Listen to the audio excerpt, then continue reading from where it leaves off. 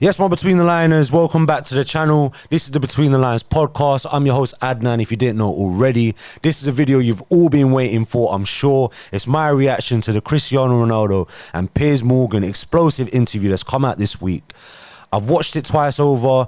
I've thought about it rationally as well as emotionally. I've tried to put my emotions to the side for this video.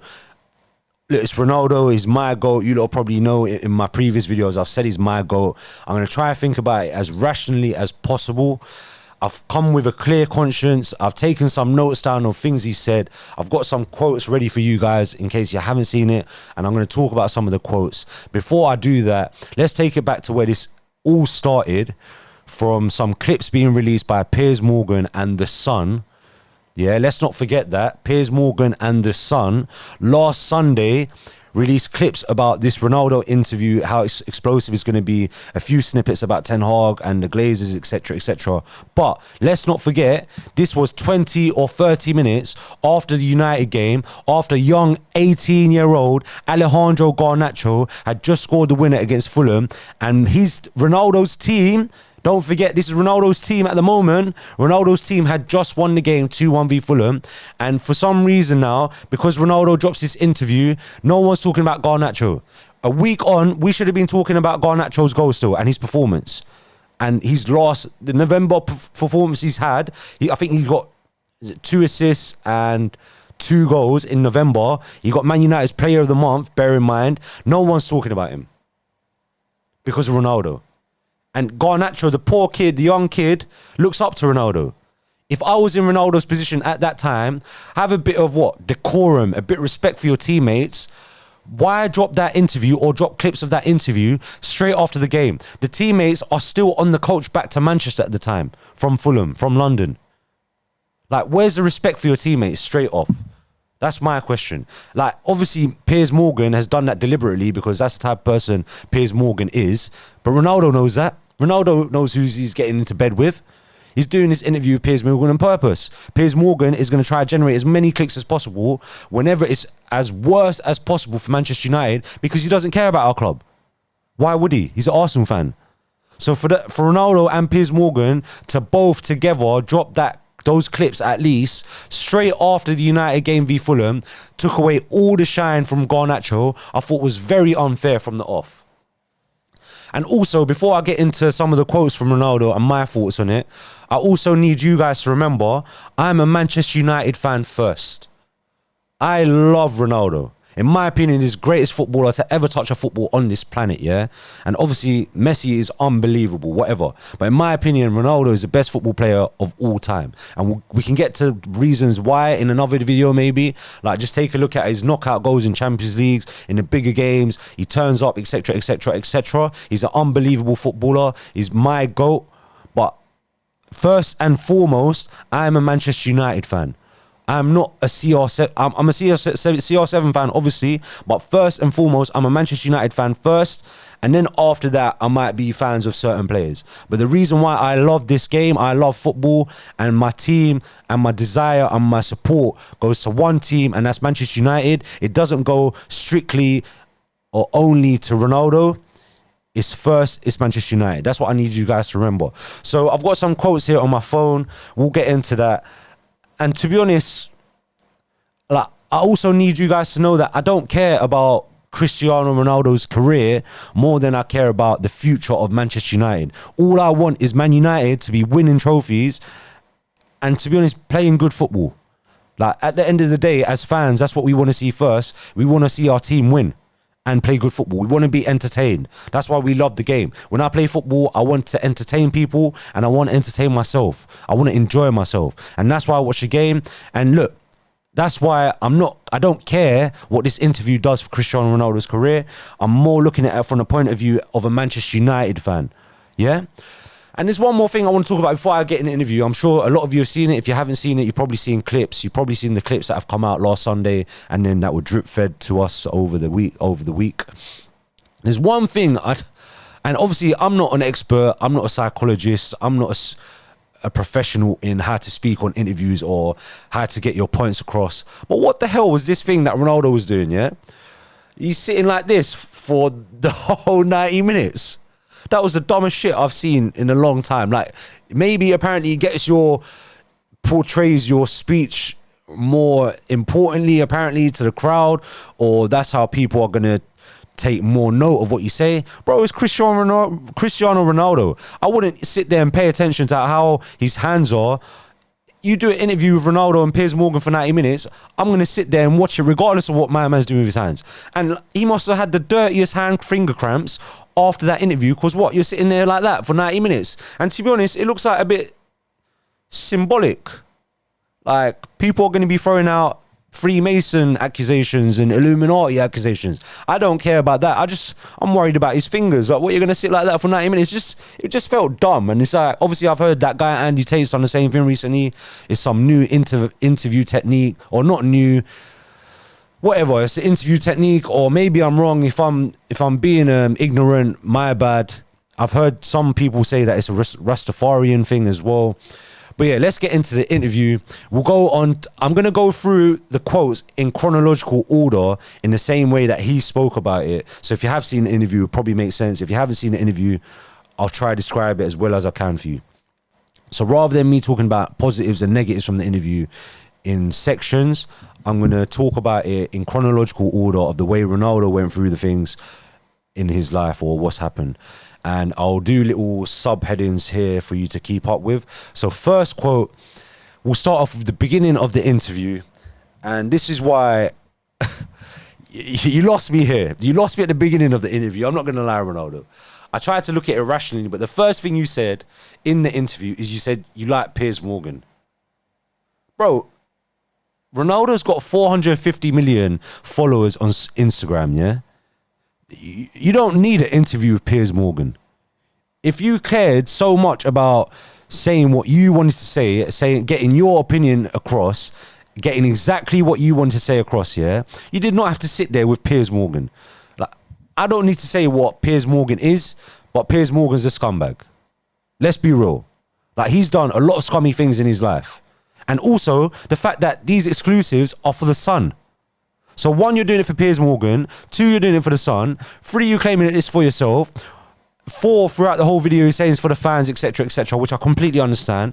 But the way you're going about it doesn't really seem like this is for the fans. Because a lot of people don't like Piers Morgan. A lot of people don't like the Sun. So that you're going about, you want to do this for the majority of fans. I'm not so sure you've read the room properly. Because there's a lot of people that don't like Piers Morgan and the Sun. And you've got so many followers as it is. Ronaldo could have put out a video on YouTube. I don't know if he's got a YouTube channel. He probably has. He could have put out a video on YouTube with 0 subscribers. He would have got more millions and millions of viewers, regardless of Piers Morgan or not. End of the day, he's done it with Piers because obviously I'm sure Piers is paying him a lot of money. Piers has been bum licking him over socials for the last year or so. And there was a time where Piers used to criticize Ronaldo as well. So I don't know. It just didn't really make sense to me as to why he's doing it with Piers. But that was the first thing he basically said in the interview. Whatever. Let's go on to the real stuff. The second thing he said in the interview, yeah, he said the Man City move was close. And at this point, you've already lost me because you said you like Piers. The second thing you're saying in this 90-minute interview, you're close to going to Man City.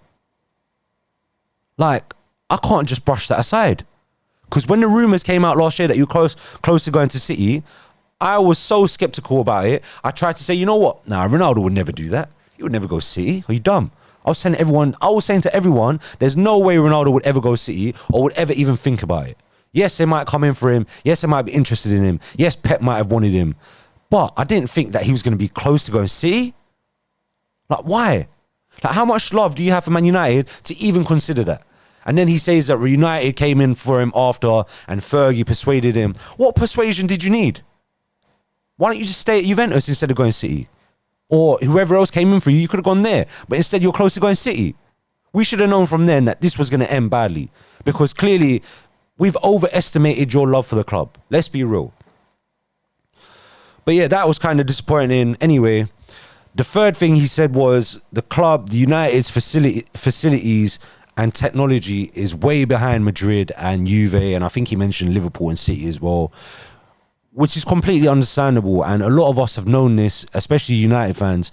A lot of us have known. I've been to Old Trafford, 5-6 times. It's not the best stadium, unfortunately, anymore. It might have been 20 years ago when Ronaldo was here, or even before Ronaldo's time, it was the best stadium. Since Fergie's left the club, since the Glazers have come into the club, since David Gill's left the club, we haven't really improved anything. We haven't moved ahead with the times like the rest of the big teams in this country. Why do Spurs, who have got the shittest history, no disrespect to Spurs, sorry, but Spurs have got like dead history, especially in recent times, why do they have the best stadium in England potentially? That should be us. Why are we not keeping up with the times? Why is the swimming pool and the jacuzzi or whatever and the gym the same as 20 years ago? Apparently, by the way, that's not all true, because I'm pretty sure I remember Van Gaal and Mourinho making numerous changes to facilities. And Van Gaal bringing in cameras and more analytical stuff into the dressing room and into Carrington. And Mourinho did a few changes as well. So I'm not so sure how entirely true that is, but Ronaldo's completely right in that point that we are behind, and it's clear to everyone to see that, especially as United fans. We know that, and a lot of that lies at the blame lies with the Glazers. So yeah, he's right about that, to be fair to him, and I don't disagree with that at all. And he obviously, look, the Ronaldo is the king of excellence. He has got to this place because of excellence in everything he does. He's a superior human being, and all he wants is excellence wherever he is. And he clearly feels that at United, that excellence isn't there to help maintain his superstar status and be the best of his ability, and also for Man United to get the best out of their team also. All right, we'll go on to the next point, yeah? And I kind of love this one, I'm not going to lie. Because you lot know I've backed Ole for a long time. And yes, people might throw these baseless accusations that he's got no tactical acuteness, no tactical awareness, which is bullshit, because Ole has the longest away unbeaten record in top 5 European League history. Yeah? Not the last 10 years, not the last decade, not the last 20 years, in Football League, European League history. Like, it's nuts. People are trying to downplay Ole's tactics. But anyway, what Ronaldo said about Ole, I loved it. He said that he loves Ole as a person. He said that he's got no doubt that Ole's going to be a good coach in the future, I think he said a great coach in the future. And he also said that he respects Ole. He said that Ole deserves more time as well. On that point about Ole, you can say that, look, Ronaldo clearly has his favourites. The way he doesn't like being criticised by his ex-teammates is the same way he kind of treats his ex-teammates, but not the same way, sorry, the opposite way. The way he doesn't like being treated is what he doesn't do to his ex-teammates. Ronaldo obviously loves Ole because they play together, and he respects him in the way that he doesn't criticise him on camera, because then he'd be seen as a hypocrite. So I completely understand that. And Ole did play Ronaldo a lot. And obviously near the end of Ole's time, it probably was time to go. But Ronaldo felt like on this interview that he felt like Ole deserved more time. And also we should remember that we can't take everything Ronaldo says as 100% fact. This is one guy's opinion. And also, Ronaldo is obviously a very smart man, has top advisors. He very well is very meticulous and careful with what he says, especially on camera. Yeah? Which brings me to another point. This interview he's doing with Piers Morgan, yeah, cool. I love the openness. I love the fact that he's come out on camera and spoke, because that's what we wanted. We want to hear what Ronaldo has to say. Yes, we can believe it. Yes, we might not believe it, but at least we can hear it coming from the goat's mouth, yeah? But where the hell have you been the last 18 months? When your team was playing shit against and getting smashed by Liverpool or whoever last year, when we had a shit season, we finished 6th or whatever it was, yeah? And even this season, when you've been made captain, when you're supposed to be this superstar, this legend, this role model, this leader of professionalism, when your team has been incapable of performing, and the boys behind you in your dressing room, your teammates, haven't been able to win, why did you not come out to the press conferences after the game and take some accountability, take some responsibility, and stand up for your team? You've been silent. You've been ghost. But now with Piers Morgan, you want to do chatty patty. Stick up for your teammates for once as well. It's not always the Cristiano Ronaldo show. It's about the team. The team is the most important thing. And also, obviously, we all know Piers is asking very leading questions, but you blame Ronaldo for that. You know what Piers Morgan's like. Like, we all know what Piers Morgan's like. We all know the type of questions Piers Morgan's going to ask. We all know Piers Morgan's going to try to put words in Ronaldo's mouth. But Ronaldo's the one that chose Piers Morgan. So it's not like Ronaldo didn't know what was going to happen. Moving on with the interview, and this is where it got quite personal. He started mentioning the death of his baby son. Obviously, they were meant to have twins. The son died. The son passed away. The daughter stayed alive, thankfully. And obviously, this is a very serious situation. And you have to feel empathy. If you don't feel empathy in this situation, then you're not really a real person. But in this moment, when he was talking about it, this cut deep, and I'm sure everyone watching it felt it inside, because you could see like how devastated he was. He mentioned the fact, and he mentions this a lot actually, he mentions the fact that his baby passed away, and obviously his dad's passed away, and he talks about his dad passing away a lot. And as far as I remember, I'm pretty sure his dad passed away before he played for United, I feel like. So for him to mention it even 20 years on, it's clearly affected him deeply, and it seems to affect him every day, because at one point he said that he still has the baby's ashes and he has his dad's ashes in a shrine in his house, and he talks to them every day. And look, I'm not a psychologist or anything, but that doesn't sound too healthy. And obviously, whether it's healthy or not, people deal with death and grief in different ways. So I'm not one person to judge him, but obviously the guy's going through some things. He lost a baby last year, and at the same time had a baby at the same time. So like the range of emotions, the contrasting emotions that you must go through, I can't imagine, and I could never even try and begin to empathize with him enough, because I've never felt that pain. I don't even have kids, so I can't even imagine what he's been going through. And to try and play professional football must be tough, I'm sure. But at the same time, a lot of us go through things in life. A lot of us go through stresses in life and grief and death in life. And unfortunately, the next day you just have to go to work. Like, that's life, unfortunately.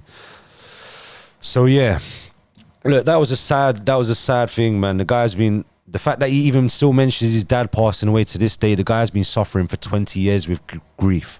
Like, it's very clear. And I'm sure a lot of us do. But like I said, unfortunately, the next day you just have to go to work. You have to try and get on with it as best as you can.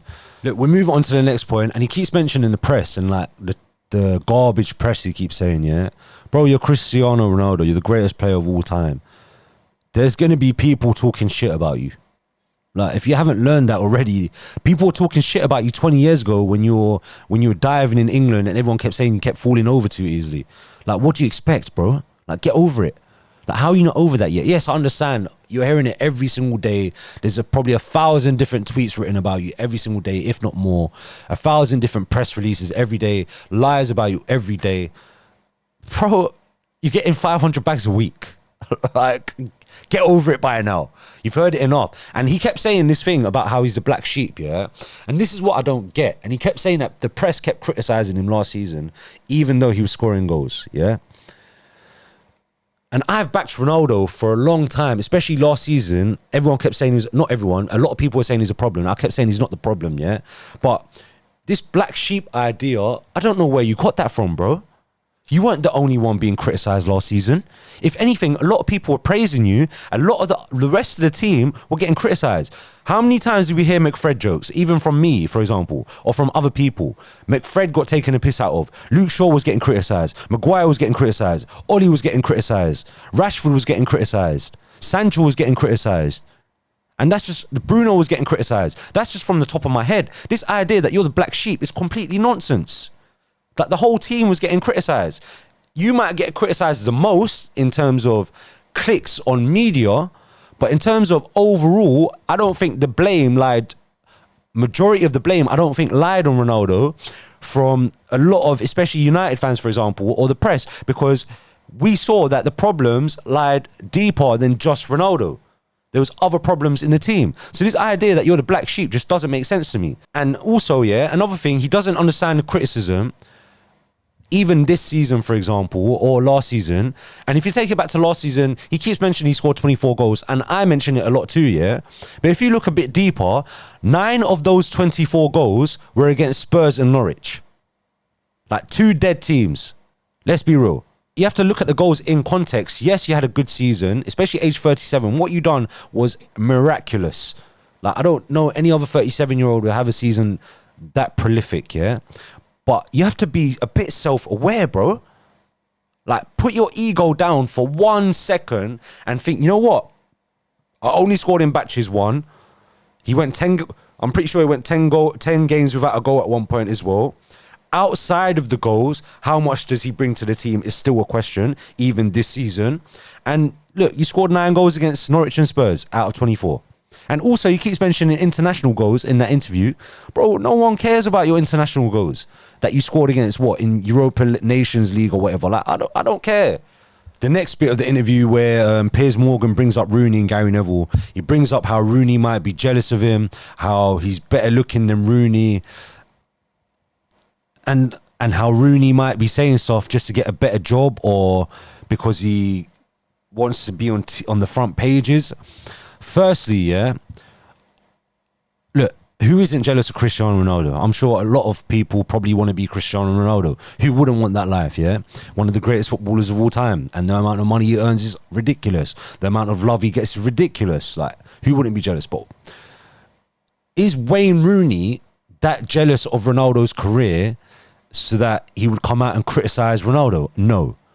Rooney is Manchester United top goal scorer, England's top goal scorer, a legend in his own right, probably possibly more of a club legend than Ronaldo is at United because he stayed there for longer, and his career has been ridiculous regardless. He's won everything there is to win at club level, especially.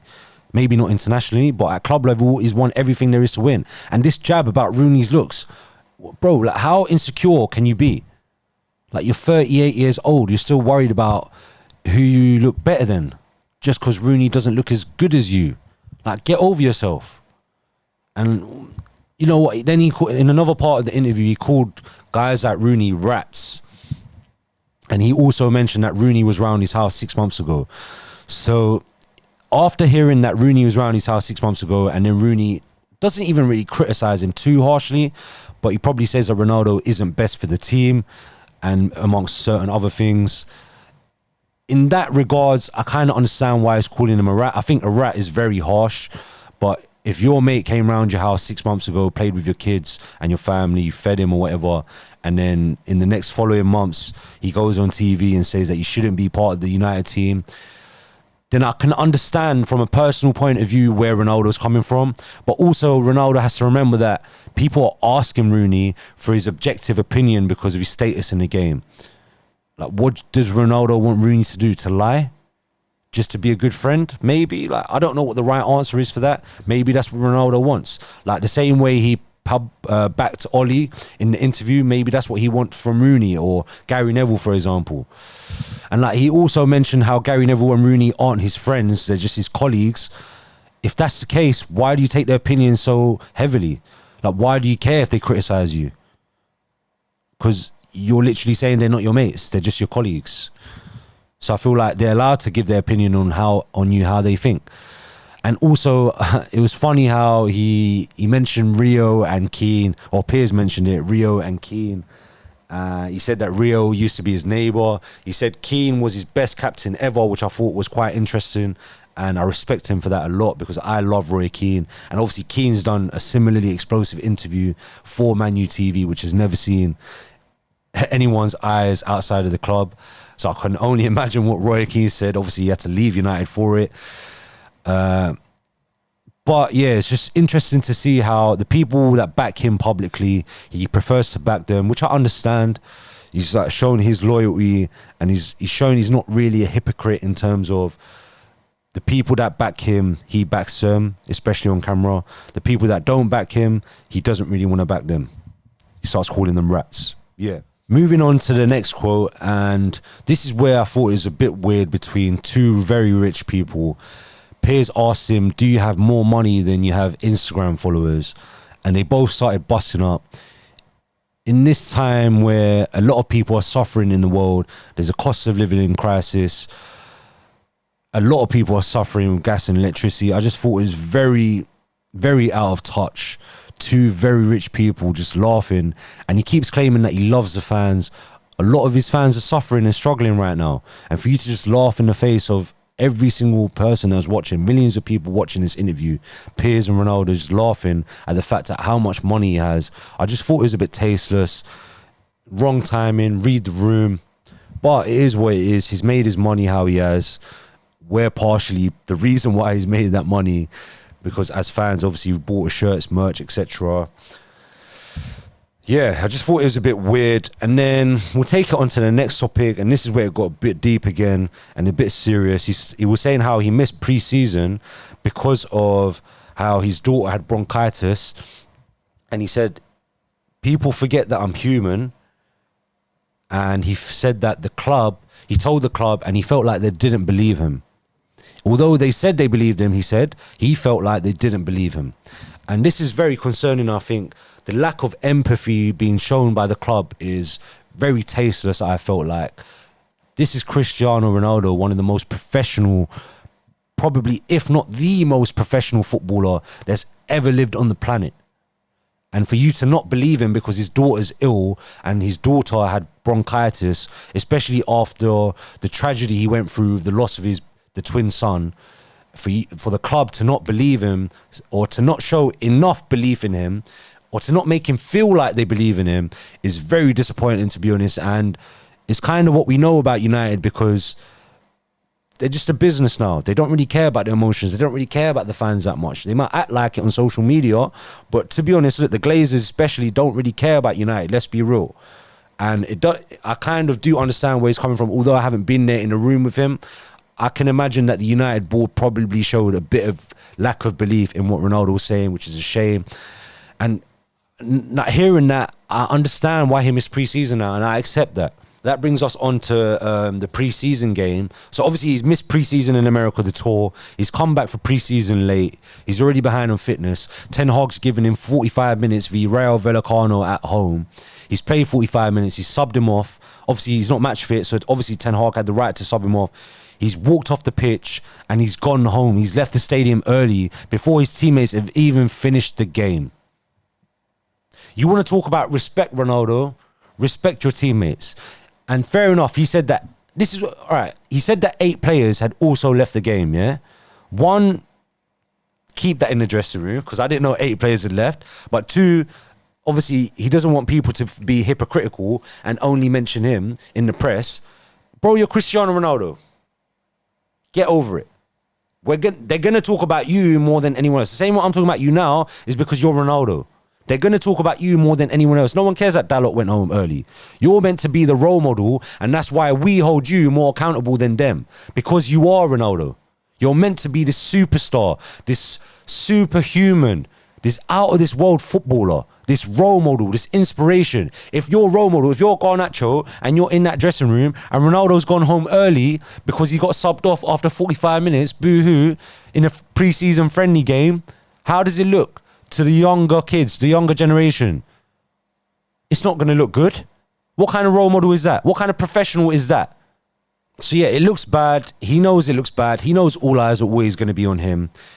And if you think about it, this is where maybe the relationship strains with the manager, because he left the dressing room. And then Ronaldo had to Ten Hag had to obviously address that after the game, apparently.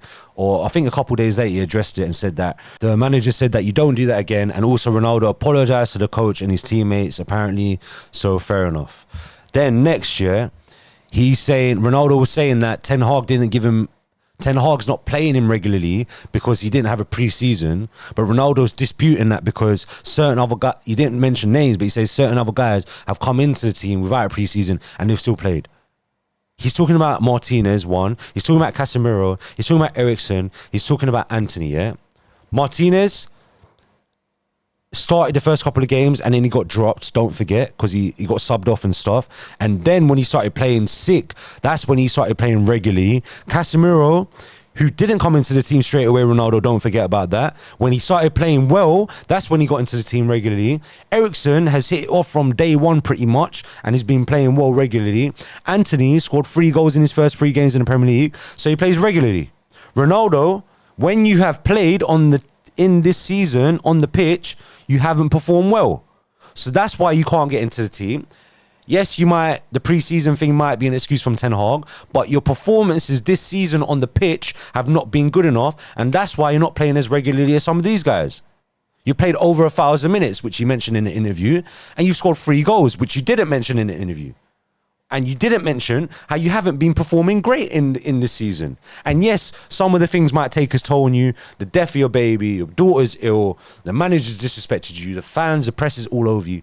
But fundamentally, your performances haven't been good enough. And that's why you're not playing as much. Simple as. And then he started getting on about the manager and how the manager doesn't respect him. The manager's using excuses to not bring him on against City and then try and bring him on against Spurs. But this is where it doesn't make sense to me, yeah? Understand the situation, understand the context of the game. City, I felt Ten Hag did the right thing. I respect, didn't bring him on because we were getting battered, which is completely fine. Spurs, we had our best team performance. Remember what I said at the beginning of the video. The team is the most important thing. We had our best team performance and Ronaldo wasn't playing. He brought you on. He tried to bring you on in the last 3-4 minutes or whatever because we were winning, and it wouldn't have harmed the team bringing you on. So I think, I don't know, I'm conflicted. It is a little bit disrespectful because he's Cristiano Ronaldo. I understand that. But at the same time, Ten Hag, I think, did what's best for the team rather than doing what's best for Ronaldo. And Ten Hag doesn't owe Ronaldo nothing. He's just come into this team now. He hasn't been at United before. He doesn't care about what Ronaldo's done for us in the past. Ten Hag owes Ronaldo nothing, 0. Yes, Ronaldo is a legend of the football game as a whole, but as Manchester United manager, you want Ten Hag to do what's best for the team. Like I said, the team is the most important thing. Manchester United team is the most important thing, not Ronaldo's legacy. If a manager tells you to come on in the last 3 minutes, unfortunately, you got to suck it up, get out there, do the best for your team and get out there and perform. Do the best for your manager. Prove to the manager why you should start the next game. And he didn't do that. He walked off, left the teammates again for the second time. This role model, this leader of professional footballers, left his teammates again, disrespected his teammate. I don't even care that he disrespected the manager, you know. But if I'm a teammate in your dressing room and Ronaldo's left for the second time, I'm pissed off. I'm not accepting that. And apparently, anyway, after he said that he regrets it, he said in an interview that he regrets that as well. Apparently, he apologized to his teammates. But by that point, it's second time. And it just feels wrong. And also, there's one thing I also need everyone to understand. A lot of people keep backing Ten Hag and saying that they feel that he hasn't disrespected Ronaldo. Ronaldo also said in an interview, there's things that have happened behind the scenes that we don't see, which everyone should understand. There's a lot of things that we don't see, but there's a lot of things there's some things that, in Ronaldo's opinion, that Ten Hag said or done that has disrespected Ronaldo.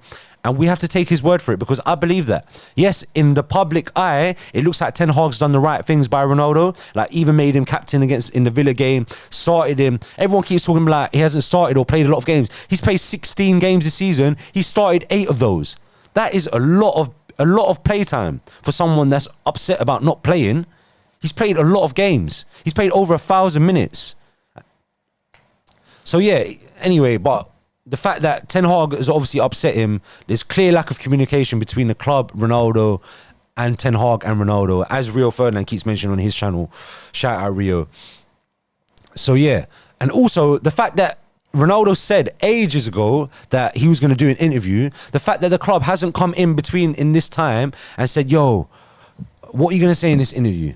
Is there anything we can work out?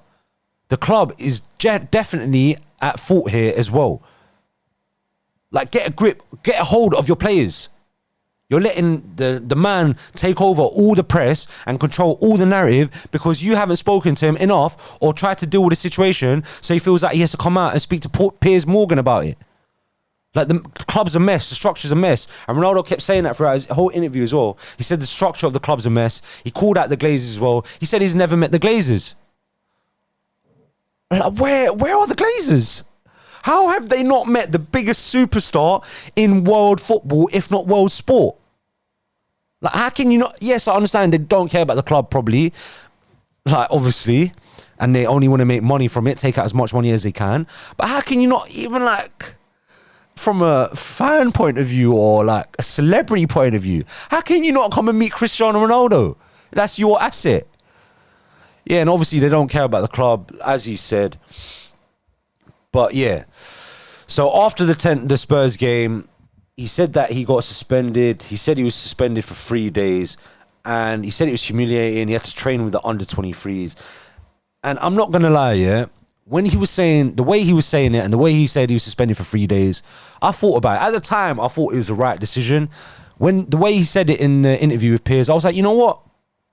I do feel bad for him, you know. He said he's never been suspended before, and this is his first suspension. Never had any problems with any managers before. And it looked like it hurt him, and it obviously humiliated him. And when I think about it, at the time, I thought it was the right decision. When I think about it now, to put him in with the under-23s, that's disrespectful, man. And obviously, he did disrespect his teammates. But what, 1 day should have been enough? The way I think about it now, looking back on it. Like, what do you guys think? Let me know. But it did sound a bit harsh. He obviously took it to heart. He felt betrayed because of that reason, especially because of what he's done for the game and what he's done for Man United. I felt like he took it very personally, he took it very harshly, and clearly that could have an impact on your performances. He obviously feels like he's not trusted by the manager, he's not trusted by his team, so maybe that's a reason for why he's not playing as good as he did last season. Because you don't lose it in 4 or 5 months or whatever it is, let's be real. But the team is playing differently now and we're set up differently. So yeah, he felt regretful about that. And also there's one thing you need to know, and I said that yes, Ten Hag might disrespected him behind the scenes, but also let's not forget, Ronaldo could also have disrespected Ten Hag behind the scenes. And that's why Ten Hag is kind of disrespecting him. Like, we don't know. There's two sides to the argument, and there's a lot of it that we probably don't see behind the scenes. So we can't just judge on the face of it, because there's a lot of things that we don't see. And also, in regards to being suspended for 3 days, you also have to understand that this is the culture that we've actually needed at United, though. Like, what Ronaldo is saying, the structure and the culture is wrong. This structure or culture, to actually suspend Ronaldo for 3 days was exactly what we've needed. We've needed a manager with good discipline that's going to be authoritative. And finally, it seems like we got the right one. And unfortunately, Ronaldo had to take the hit, but that was his fault. He was the one that left the game. So Ronaldo has to understand that it's not always the Cristiano Ronaldo show. It's the Manchester United show. We're trying to do what's best for the team, as I keep saying. So yeah, I'm sure, look, at that time, he probably lost respect from his teammates as well. He's meant to be a role model. He apologized to his teammates, apparently. He says he regrets it, but after that, I'm sure in that dressing room, a lot of them probably lost some respect for Ronaldo. Let's be real. Yes, he might have apologized, but when you're playing with that person that keeps leaving your team, doesn't speak out for you after the games, you're not going to have the utmost respect for that guy, regardless of what he's done for the game. Because a lot of that team, a lot of those players in that team as individuals do not owe Ronaldo anything. They don't care about Ronaldo, let's be real. They might be fans of him, of the way he plays football, the professional he's been for 20 years, but in that Man United team, for Man United, they might not care what he's done realistically. So yeah, then he went on about the Glazers and how they don't care about the club, how he's never met them, etc., how they've set up poor standards and a poor structure in the club, how the board members and the directors aren't good for the club, how he doesn't see United hitting the top level for 2 to 3 years. And I'm glad that someone, especially an active member of Manchester United, because I don't remember the last person that was an active member of Manchester United calling out the Glazers, and it just feels good to feel like vindicated. Because a lot of the fans, especially a lot of United fans, complain about the Glazers for a long time, even especially from when they first came in 2005. A lot of people have been saying Glazers out, etc. But no one, an active member of the current roster at the time, has ever called him out. And for someone of this high level, high status to call out the Glazers, especially while he's playing for United, while he's contracted to the Glazers, to call them out, just shows great vindication to a lot of the fans, because rival fans obviously just think, oh, that Man United has spent money, so the Glazers are fine, why are they complaining? But someone as high status as Cristiano Ronaldo has come out and said it, makes us feel vindicated that we've been saying the right thing for a long time. And it just shows that, yes, I complained about his love for United. Oh my God, I'm doing that thing that Andrew Tate was doing and Ronaldo was doing. You see what I'm saying? It's symbolic, that thing that he was doing, because now I'm doing it randomly. Yeah, anyway, oh my God, I need to stop doing that. That felt weird, man. Almost been like we're being mind controlled by Ronaldo and Andrew Tate and social media and shit. Like, it's mad. Anyway, what was I saying? Glazers.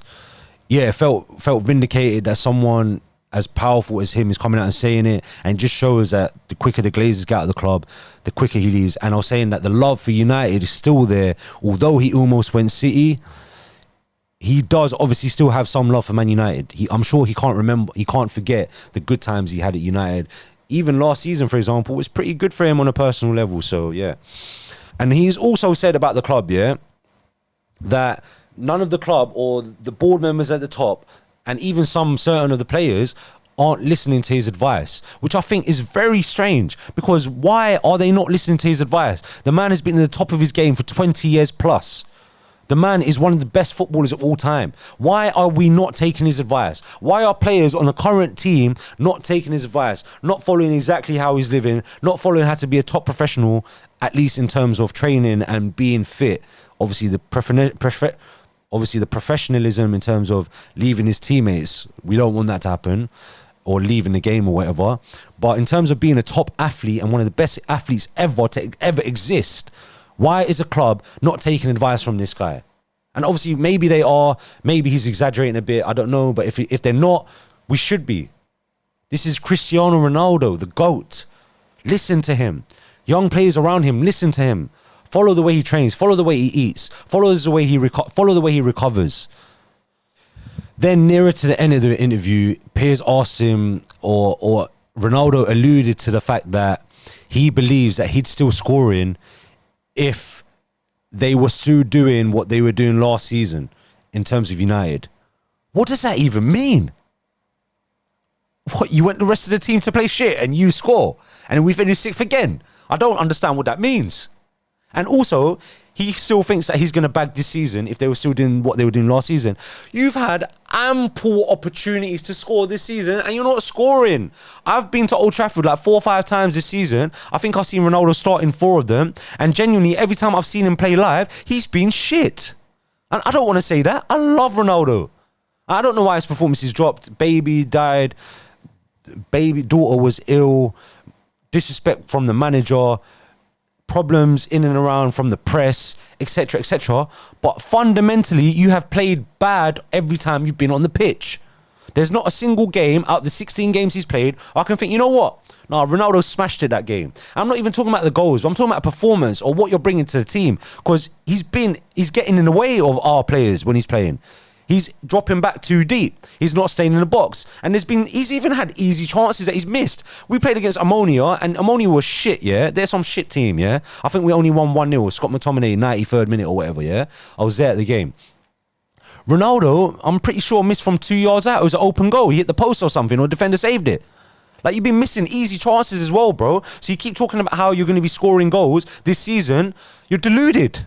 Because you've been playing this season. Anthony Martial ain't even fit. We're relying on that guy. He's played like 300 minutes. He's got more goals and assists than you in less minutes. You played over 1,000 minutes.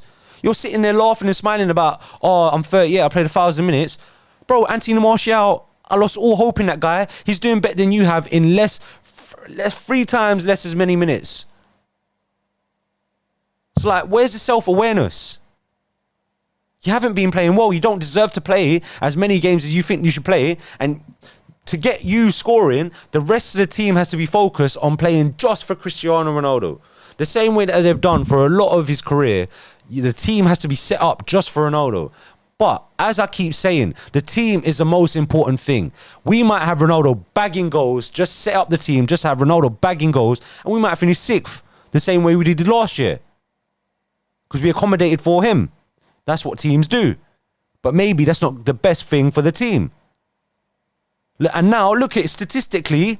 When Ronaldo plays this season, our win record, I think it was 25%. When Ronaldo hasn't played this season, our win record's been 70%. And even forget about statistically, You can look at it when you watch the games for Man United. We play better without him. We play better football without him. We create more chances without him. Bruno plays better without him. So I think he needs to have a look at himself and look at what he's providing to the team, and his performances are providing to the team because we're playing better without him. And when he plays, we're not playing as good. So there's something he needs to look at. And he keeps saying that he's going to score goals. He's not scoring goals. And then, yeah, he moves it on to the fact that he turns down 350 million from Saudi Arabia for 2 years, which was immense. Like, incredible amount of money to be turning down. And it just shows the fact, yes, obviously he cares about money, but I don't think, obviously by now he's multi-millionaire. I don't even know how much his net worth is. By now, I don't think the main priority is money to him.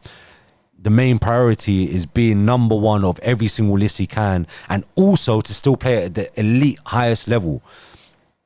And this is where the interview got a bit contradictory, I felt like, and a bit hypocritical from Ronaldo, because at one point he said, I didn't have many clubs, in terms of teams that were interested, by the way, he said, I didn't have many clubs, but I had many offers. What? What does that even mean? Were teams interested in you or not?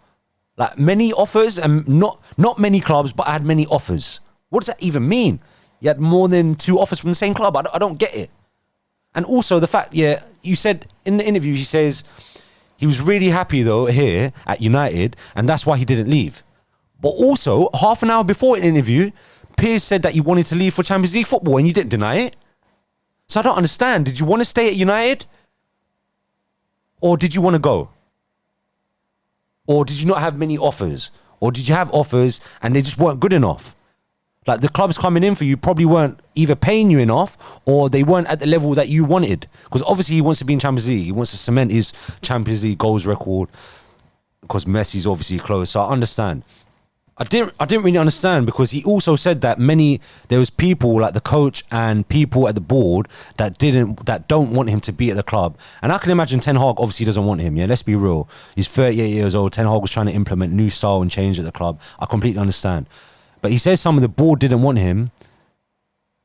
But if the board didn't want you and you didn't want to be here, why didn't you leave? Isn't it as simple as that? And for him to say that he was happy at United, I don't think that's true. He obviously stayed at the club because the offers that came in for him weren't good enough, realistically. Or the money weren't good enough, realistically. Or they weren't at an elite level as he is, realistically. And also, yeah, he keeps saying how he can score goals, yeah? And like I keep saying from the beginning of the video, this isn't Cristiano Ronaldo FC. He keeps talking about the objective, or the objective being he can score goals. That's not the objective. The objective should be to help your team win. He's not said that once in the interview. Yes, I understand goals is a part of winning. Yes, I understand. But fundamentally, as a team, you need to be solid and structured and win the game first. Then you worry about everything else. Even if we won 1-0 and it weren't Ronaldo, it was Rashford or Maguire, I wouldn't care. That sounded mad saying that about Maguire. I probably would care. But if it was anyone else and we won the game 1-0, I don't care, because he keeps talking about he can score goals. Why doesn't he say, I can help the team win? It's not just about you scoring goals. It's not about you breaking records. Like, yes, you're a superstar. You're amazing. But we care more about the team winning, not about you scoring goals. That's not why we've got you in the club. We've got you in the club to help the team win first. Obviously, goals is a part of that, I understand. But I'm just saying that his objective in his head is a bit different.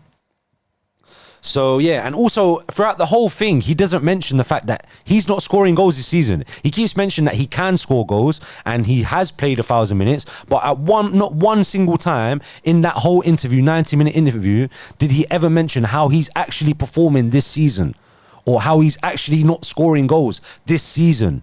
He keeps talking about what he can do or what he has done, but what about what you're actually doing? You're not performing to the top level. He can't even make 1 yard of space to get a shot away. Like, I've been watching him. We're all watching him. He's struggling right now. Let's be real. He's struggling on the pitch. The final quote I'm going to go through before I give my overall residing thoughts, yeah, which I thought was, it touched me, I'm not going to lie, this bit. The Piers was talking a bit to him about Messi, how they've had a long, not rivalry, but they've been sharing the same stage for about 16 years. The first thing he said about Messi as a player, he said that he was magic and top. And I don't remember hearing Ronaldo speak about Messi like this. And he had a massive smile on his face when he said it. And it kind of touched me, you know, because it's a privilege to be a fan and to have seen both of them play at unbelievable levels that will possibly never be reached again, at least not in my lifetime. It's been an honor to watch both of them play and to see like the mutual respect, because you kind of feel like they have a rivalry, but the way he spoke about Messi there, the way he said it with a smile on his face, it like touched me, man. Like, it looked like he proper respects Messi. He said that their wives have a good connection, Ronaldo's wife and girlfriend and Messi's wife. And I don't know, man, I love that, man. I love that kind of mutual respect that he seemed to have for Messi, because I haven't seen that side from him before. And I like the fact that he said that his overall residing end or after his career, he wants to help people maintain longevity, because look, the guy has been at the top of his game for 20 plus years at the elitist level, at one of the most elite sports in the world. Like, you can't deny that. What he's done has been remarkable. It's a miracle. The guy is superhuman. Like, anything I ever do will never compete to Cristiano Ronaldo. And it's mad. What he's done is a madness. And we should be trying to follow his lead in terms of trying to be the best we can be at the top level and doing what you can every single day to make sure you get to the top. But look, that's my quotes on the interview. That's the quotes that we've gone through. These are my residing thoughts, my overall thoughts on the interview. And a lot of it, yeah, he talks about respect, yeah. He talks about respect a lot of the time. Throughout that whole interview, I don't know how many times he said it, but he mentioned the word respect a lot of the time. Unfortunately, you have lost some of our respect. As a United fan, you have lost some of our respect, because if you're being employed by a club, there's an unwritten rule. You never, ever, ever come out in the press and you say, I do not respect the manager. So the thought process behind him saying that is clear. He obviously wants to leave United, realistically. This is his way of trying to force his way out of United. He's done it after the Fulham game, the interviews, the clips being released. He's done it before the World Cup started. He knows he's got 5-6 weeks away from Manchester, away from United, and he knows that this is his get out of the club card, basically. So that's what I didn't like. I don't like the way he's gone about it. I don't like the way he's had to do an interview with Piers Morgan, of all people, and the Sun getting it exclusive. I don't understand that, but I understand that he's done this just to leave the club. And for that reason, you've lost some respect from me, in my opinion. That's how I feel. And also, one more thing is, he talks about respect a lot. I am sure a lot of his teammates in that dressing room right now do not respect him. He's lost some respect, I'm sure. Bruno, how does he feel not being mentioned in the interview? How does Garnacho feel after he said that the young players don't follow him? How do some of the dressing room feel after he's already left them twice in 2 games before? And obviously some things probably happened behind the scenes too that we don't know about. But he's left them behind. He's left the games before. He's walked down the tunnel. He's left the stadium, and he's also not performing to his best abilities for the team. And now he's coming out and trashing the whole of Manchester United as a whole, as an organisation. Some of the teammates are not going to respect him. Thirdly, Ten Hag is obviously not going to respect him after what he said, and that's how you know he's definitely leaving, because after what he said about Ten Hag, he can never walk in that dressing room again and ever play for Ten Hag. So clearly, obviously, his motive behind the interview, his main motive must be that he wants to leave, and that's why he's done this interview, which I think he didn't have to do all of this chatty-patty just to leave United. So that's why you have to understand that although some of it, a lot of it is probably to leave United, a lot of it is probably to shine some further light on the Glazers and the facilities and the structure of the club, and to show that it's not good enough. And he also wants us to be at the highest level. He wants Manchester United to come back to the top level again one day at least. That's one thing I've gathered from the interview. Yes, he does want to leave United, but he also, you can feel that he wouldn't have to do all of this if he didn't want to expose the Glazers a bit more in a public eye, in a mainstream eye, around millions and millions of people watching. I just feel like You want respect, you have to earn it. And unfortunately, in his second time coming to United, I don't really think he's earned his respect completely from his teammates, from the new manager, and from a lot of the fans, I feel like. It's also important to remember that not everything he says is true. Yes, he's saying it on an interview, but not everything he says is true. There's also a lot of things that we don't see behind the scenes as well. But the main fundamental thing, yeah, is that his performances on the pitch, whatever else he said about this season, about the club and Ten Hag, etc., Gary Neville, Rooney, whatever, fundamentally, the fundamental thing is he is not performing to the best level that he can to help Manchester United win. That's all I care about in the end. And he's not doing that. And therefore, he shouldn't play as much as he thinks he should play. He's not scoring goals. He can't create 1 yard of space for himself to get a shot away. He's not getting in the right positions. And that's the main thing I care about. And he's not doing that to the best of his ability. And therefore, he shouldn't be playing as much as he thinks he should. But look, he's still one of the best athletes of all time. He knows exactly what he's doing by doing this interview. I feel like maybe he should have done this interview in Portuguese, because you can see some of the things were getting a bit lost in translation. He probably couldn't get some of his words out or thoughts out clearly enough. We might have heard a more emotional or a more personal level if it came out in Portuguese, and maybe we got subtitles in English. I feel like it would have been a bit more real maybe, and maybe he can't get all his emotions out in English or exactly what he wants to say. Maybe I'm making excuses for him, I don't know. The interview was amazing. I thought, like, I don't really care about reality TV, but I really enjoyed watching the interview as a whole. Obviously, some of it was damaging to my club, but from an outside, neutral point of view kind of thing, or looking back at it from a whole, I thought it was a really captivating interview. Really enjoyed the interview as a fan of football as well, as a fan of Ronaldo, obviously, as well. As a Manchester United fan, felt a bit conflicted by it, but I completely understand. There's two more final concluding things of this video, and sorry it went on for a bit long. I had a lot of thoughts to get out there. One, yeah, is his legacy tarnished at United? Let me know how you guys think. For me personally, no, because especially what he done in his first stint at the club, I will never forget. It gave me some of my greatest moments as a United fan. Some of you lot might disagree. You might think his legacy is tarnished. And two, my final thought on this whole interview, yeah, you're Cristiano Ronaldo. Yes, you've got a massive ego. Yes, your ego is taking you to where you are today, and you wouldn't be the person or player you are now without this ego. But, bro, you're 38 years old. Sometimes leave your ego to the side just for one day. Just be a normal human being, man. Like, you can't hold your ego every single day of your life. I feel like he could have gained a lot more empathy and a lot more sympathy if he just didn't always be so self-centered and self-concerted and just always talk about himself and how he's the best thing since sliced bread. He's the best looking. He will score goals. He will always score goals. Just put it to the side for one day and you'll get a lot more empathy and reactions and sympathy from fans, football fans, CR7 fans, Man United fans even. It just would have been a bit more empathetic if you put your ego aside for one day. Or for one interview, just put it aside. You're 38 years old. Get a grip, bro. Like, look, anyway, I don't want to be too negative. I feel like the whole interview as a whole, even my video, I went through a range, a roller coaster of emotions. I went from happy to sad to angry, back to happy, back to empathetic, back to caring. Look, Ronaldo's a human being. Let's not forget that. He's been through some very serious issues.